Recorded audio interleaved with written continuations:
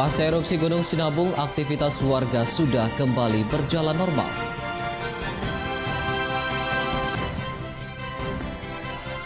Jelang Pilkada Serentak 2020, sejumlah pasangan bakal calon kepala daerah di Sumatera Utara gencar lakukan persiapan pemilu. Jemaat Gereja Bethel Indonesia Luaha Betani jalani rapid test pasca seorang pelayan gereja terkonfirmasi positif COVID-19. Halo pemirsa, senang sekali kami dapat kembali hadir di hadapan Anda dalam program Wajah Sumut edisi Senin 24 Agustus 2020. Selain 3 berita utama tadi, kami juga telah menyiapkan informasi menarik lainnya selama 30 menit ke depan. Bersama saya Dana Pangaribuan, inilah Wajah Sumut selengkapnya. Pasca erupsi Gunung Sinabung yang terjadi sejak 3 pekan terakhir, aktivitas warga di Kabupaten Karo sudah berjalan normal kembali. Meski berjalan normal, warga diminta untuk tetap waspada dikarenakan Gunung Sinabung masih berada di level 3 atau siaga. Beginilah aktivitas warga di Kecamatan Brastagi, Kabupaten Karo yang sudah berjalan normal kembali pada pagi tadi pasca erupsi Gunung Sinabung yang terjadi sejak 3 pekan terakhir. Arus lalu lintas di pusat kota Brastagi terpantau berjalan lancar dan warga pedagang maupun pelaku wisata sudah kembali melayani pengunjung. Sementara itu warga petani juga sudah kembali bertani baik untuk petani bunga maupun hortikultura.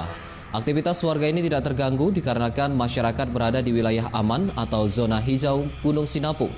Meski demikian, warga tetap dihimbau untuk selalu waspada dikarenakan saat ini Gunung Sinabung masih berada di level 3 atau siaga. Sehingga masyarakat diminta untuk tidak memasuki wilayah zona merah Sinabung radius 3 hingga 5 km dari puncak Gunung Api Sinabung.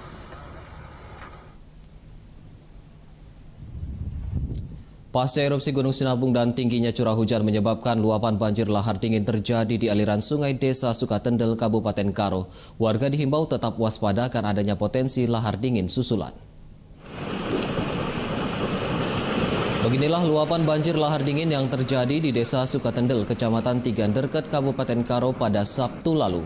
Banjir lahar dingin terjadi dikarenakan hujan deras yang melanda Kabupaten Karo beberapa waktu terakhir yang membawa material sisa erupsi Sinabung berupa abu vulkanik, batu, dan bongkahan kayu dengan ukuran bervariasi.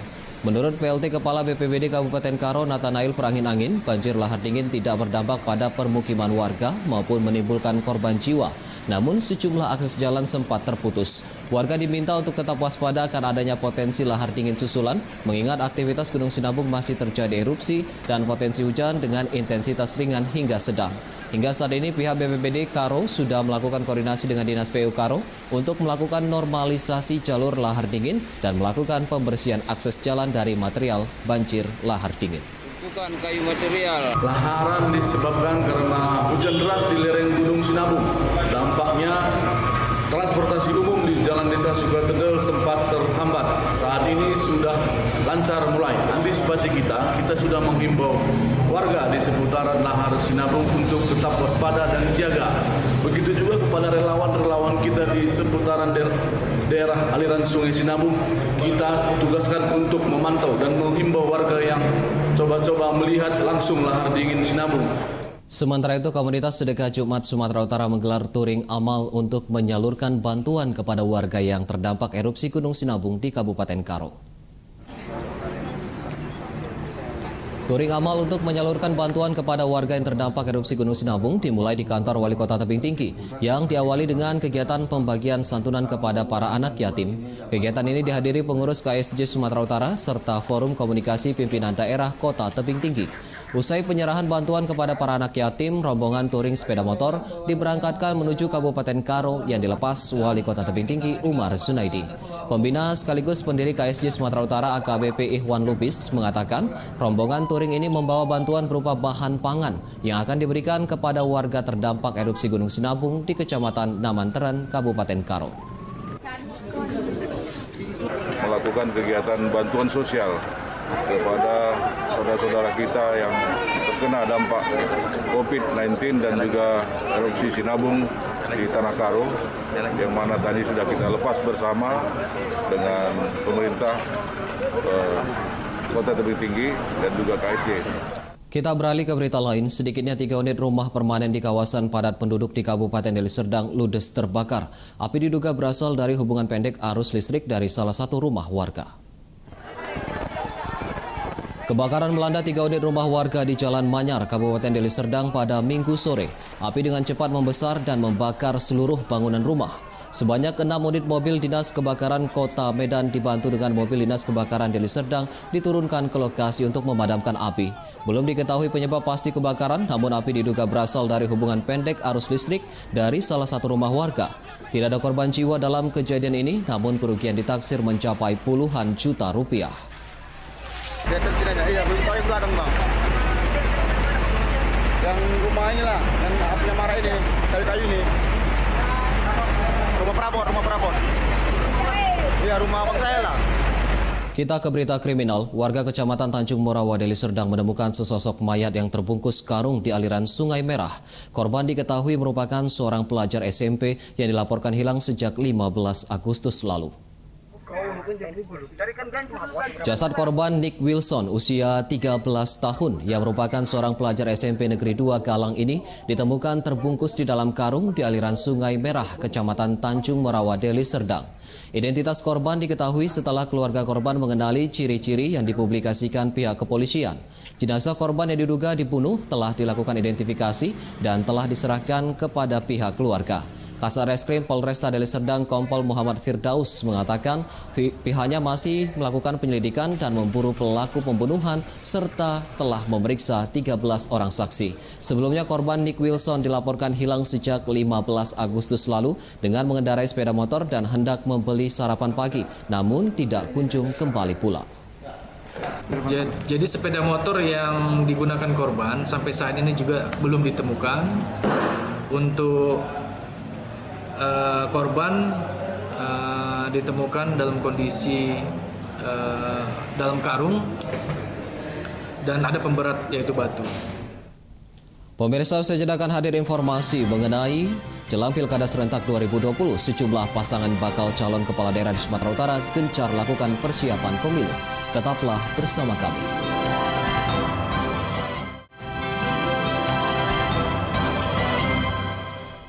Anda masih bersama kami di Wajah Sumut. Guna memaksimalkan tahapan pemilu di Kabupaten Pakpak Barat, Komisi Pemilihan Umum Kabupaten Pakpak Barat menggelar sosialisasi tahapan pencalonan Bupati dan Wakil Bupati Pakpak Barat. Sosialisasi digelar untuk memberikan informasi dan pemahaman kepada partai politik terkait petunjuk dan syarat calon maupun pencalonan. Sosialisasi tahapan pencalonan Bupati dan Wakil Bupati Kabupaten Pakpak Barat ini merupakan salah satu tahapan lanjutan pemilihan kepala daerah tahun 2020 sesuai PKPU nomor 5 tahun 2020. Hal tersebut penting dilaksanakan agar semua pihak dan pemangku kepentingan, terutama partai politik, dapat memahami aturan dan persyaratan administrasi pencalonan pasangan calon. Saat ini prosedur dan tata cara pendaftaran dilaksanakan berbeda dengan pilkada sebelumnya dikarenakan adanya pandemi COVID-19.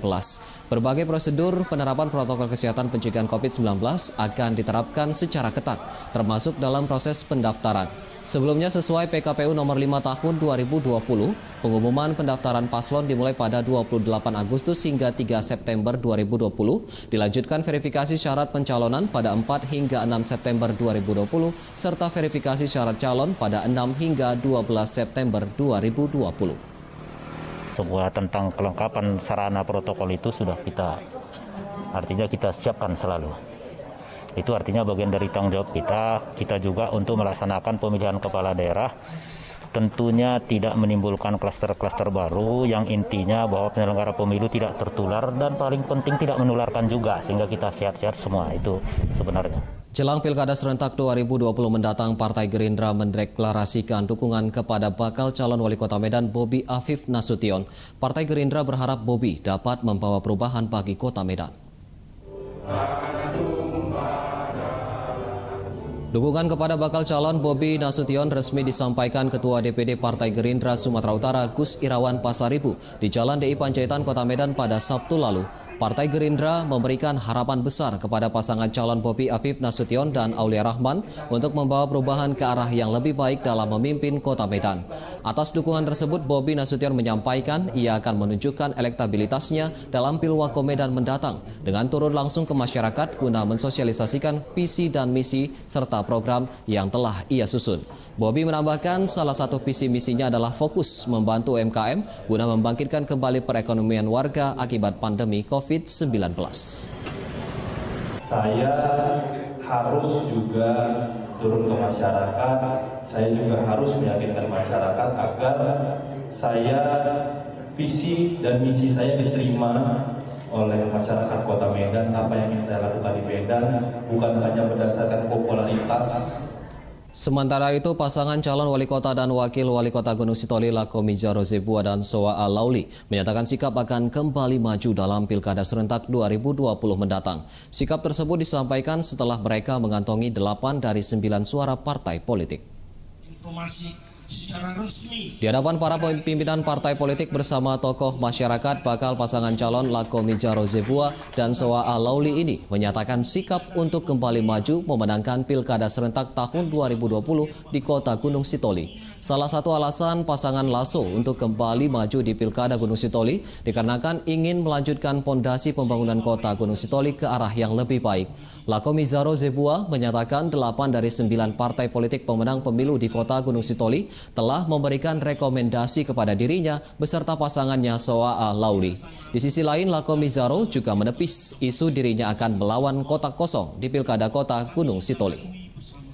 Memang selama ini masyarakat menyatakan ya udah pasti, belum pasti.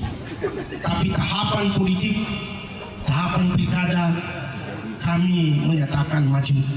Dan dukungan daripada semua partai politik dan dukungan daripada seluruh masyarakat Kota Gunung Sitoli itu kami berharap. Pemirsa, Inspektur Jenderal Polisi Purnawirawan Wagner Damanik lolos syarat untuk jumlah dukungan menjadi calon Bupati Simalungun melalui jalur perseorangan. Pasangan Wagner Damanik dan Abidin Syah Syaragi menjadi calon tunggal dari jalur independen pada Pilgub Simalungun 2020 mendatang. Wagner Damanik bersama pasangannya Abidin Syah Syaragi dinyatakan lolos oleh KPUD Kabupaten Simalungun untuk jumlah syarat dukungan dari jalur perseorangan. Dari tahap pertama hingga tahap perbaikan, syarat minimal 47.854 dukungan KTP telah terpenuhi, di mana bakal pasangan calon ini berhasil mengumpulkan dukungan sebanyak 51.339 dukungan hingga nantinya dapat mendaftarkan diri dalam Pilgub Simalungun 2020 mendatang. Usai dinyatakan lolos, Wagner dan Abidin Syah pun langsung menghadiri rapat pleno tingkat kabupaten dan menerima surat keputusan dari KPU Simalungun. Atas keputusan tersebut, Wagner dan Abidin Syah menjadi pasangan calon tunggal dari jalur perseorangan untuk pilkada di Kabupaten Simalungun. Kami memenuhi syarat untuk bisa mendaftar pada tanggal 4 atau sampai dengan 6 September. Kemudian yang paling utama yang perlu kami sampaikan, terima kasih kami untuk seluruh masyarakat Simalungun. Usai jeda kami akan kembali dengan informasi mengenai Jemaat Gereja Bethel Indonesia Luaha Betani jalani rapid test pasca seorang pelayan gereja terkonfirmasi positif COVID-19. Tetaplah bersama kami.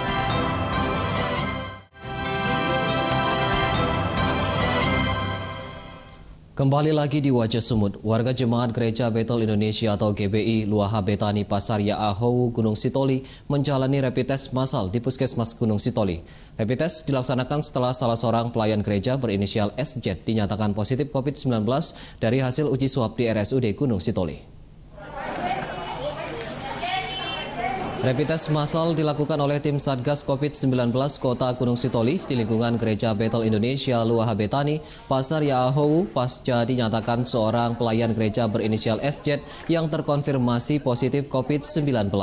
Sebanyak 49 orang menjalani pemeriksaan dan beberapa di antaranya ada yang dinyatakan reaktif COVID-19. Kepala Dinas Kesehatan Kota Gunung Sitoli, Wilser Napitupulu mengatakan, rapid test massal ini dilakukan secara gratis terhadap warga yang melakukan kontak dengan penderita guna memutus rantai penyebaran COVID-19. Sebelumnya pasien SZ diketahui positif COVID-19 dari hasil uji swab di RSUD Gunung Sitoli, namun tidak memiliki riwayat perjalanan dari daerah zona merah. Sementara itu berdasarkan data COVID-19 Kota Gunung Sitoli pertanggal 22 Agustus 2020, sebanyak 4 orang terkonfirmasi positif COVID-19, 1 meninggal dunia dan 1 lainnya telah dinyatakan sembuh.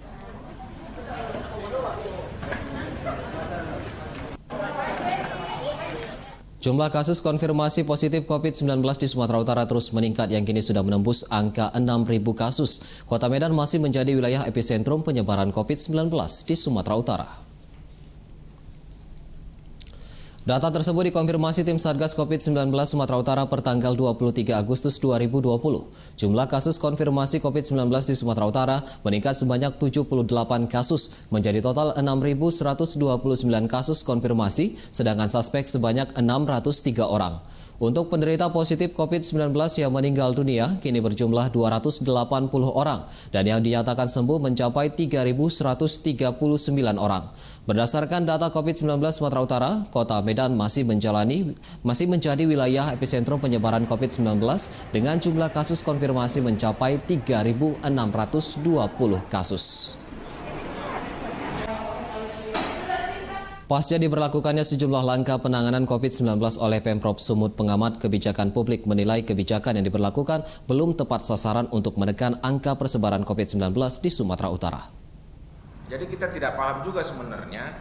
Hal tersebut disampaikan pengamat kebijakan publik Christian Redison bahwa angka kasus COVID-19 di Sumatera Utara hingga saat ini masih mengalami lonjakan. Christian menilai Pemprov belum mampu menekan angka persebaran COVID-19 meskipun Pemprov sudah memberlakukan berbagai langkah, diantaranya pemberlakuan Pergub nomor 34 tahun 2020, pengesahan dan penandatanganan nota kesepahaman COVID-19 di wilayah Bebidang, serta pembentukan tim pengendalian COVID-19. Hal ini dilihat dari masih banyaknya warga Sumatera Utara yang mengabaikan protokol kesehatan dengan tidak mengenakan masker saat keluar rumah dan minimnya fasilitas kesehatan. Menurut Christian Redison, Pemprov harus segera berbenah dalam mensosialisasikan dan mengontrol penerapan protokol kesehatan hingga ke lapisan bawah masyarakat. Infrastrukturnya tidak berjalan, jadi dia terbatas himbauan di atas, top up, tapi tidak turun ke bawah, tidak bottom up. Jadi kebijakan kita itu selalu dari di atas, tapi tidak sampai ke level bawah. Kita melihat himbauan dari wali kota, himbauan dari gubernur, bahkan himbauan dari presiden, itu seolah berhenti di situ, tidak sampai ke level bawah. Ini yang jadi problem sehingga tingkat kesadaran masyarakat, tingkat pengawasan itu jauh dari harapan. Kita ke berita selanjutnya, sebanyak 181 pelaku UMKM di Kota Medan telah terdaftar sebagai penerima bantuan dana hibah senilai 2,4 juta rupiah dari pemerintah. Meski demikian, Dinas Koperasi dan UMKM Kota Medan menyatakan belum mengetahui kepastian pencarian dana bantuan UMKM tersebut. Kepala Dinas Koperasi dan UMKM Kota Medan, Edliati Siregar, menyampaikan pihaknya belum mengetahui pasti pencairan dana bantuan UMKM senilai 2,4 juta rupiah. Edliati menerangkan bahwa pihaknya masih akan berkoordinasi dengan Bank BRI Cabang Iskandar Muda terkait pencairan dana hibah tersebut yang rencananya akan disalurkan langsung melalui rekening pribadi kepada 181 pelaku UMKM terdaftar di Kota Medan. Pasca dirilisnya program bantuan UMKM, saat ini kantor Dinas Koperasi dan UMKM Kota Medan mulai dipadati puluhan warga yang mengantri sebagai penerima dana bantuan UMKM. Ada beberapa syarat yang harus dipenuhi warga untuk dapat mendaftar sebagai penerima dana bantuan UMKM, diantaranya tidak bekerja sebagai ASN, BUMN, ataupun BUMD. Selain itu, saldo rekening penerima maksimal hanya 2 juta rupiah, tidak terlilit hutang dari bank, dan adanya lampiran surat aktif usaha dari kelurahan setempat. Jadi ada undangan dari BRI katanya untuk peluncuran tahap pertama bantuan tersebut. Jadi mungkin dari situlah nanti kami minta data ke BRI, apakah ada dari Kota Medan yang kami data itu masuk di dalam peluncuran itu. Pemirsa, Forum Umat Islam di Kota Medan menggelar doa bersama guna memohon agar pandemi COVID-19 di Indonesia segera berakhir. Selain itu, para jemaah diharapkan dapat menjaga toleransi antar umat beragama. Kegiatan doa bersama dilaksanakan di halaman Masjid Nurul Ikhwan di kawasan Jalan Kapten Sumarsono, Kecamatan Medan Helvetia pada Minggu kemarin. Doa bersama dilakukan guna memohon agar pandemi COVID-19 dan Kota Medan terhindar dari kerusuhan jelang Pilwako Medan mendatang. Ketua FUI Kota Medan menyampaikan melalui doa bersama ini, seluruh umat diharapkan dapat menjunjung tinggi toleransi antar umat beragama. Kita harapkan COVID-19 ini diangkat musibah ini dari Allah Subhanahu wa Ta'ala agar kiranya kita kembali kepada zaman normal, kembali kehidupan seperti bagaimana biasanya, kita memperbanyak amal ibadah, zikir pada Allah Subhanahu wa Ta'ala. Pemirsa, informasi tersebut sekaligus menjadi penutup Wajah Sumut edisi hari ini. Saya Dana Pangaribuan beserta seluruh kru yang bertugas mengucapkan terima kasih atas perhatian Anda. Selamat siang dan sampai jumpa. Selamat beraktivitas kembali.